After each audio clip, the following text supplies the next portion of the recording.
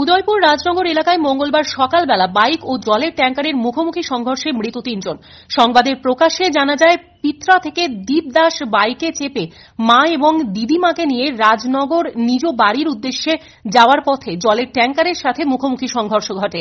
এই সংঘর্ষে ঘটনাস্থলেই প্রাণ হারায় মণি দাস। বর্তমানে মণি দাসের মৃতদেহ গোমতী জেলা হাসপাতালের মর্গে রয়েছে ময়নাতদন্ত করার জন্য।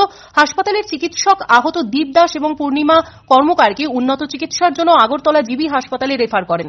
জিবি হাসপাতালে পৌঁছানোর পর দীপ দাস এবং পূর্ণিমা কর্মকার চিকিৎসাধীন অবস্থায় মারা যান।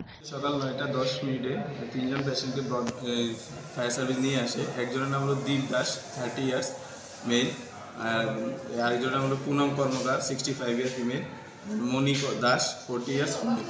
তাদের তিনজনের মধ্যে একজন স্পট ডেথ ছিল মণি দাস, আর দুজন দীপ দাস এবং পুনম কর্মকার খুবই সিরিয়াস অবস্থায় ছিল। তাদেরকে প্রাথমিক যে চিকিৎসা সেটা দিয়ে জীবিতে রেফার করা হয়েছে। আর পুনম দাসকে আমরা পোস্টমর্টমের জন্য পাঠিয়েছি। রিপোর্ট আসলে আমরা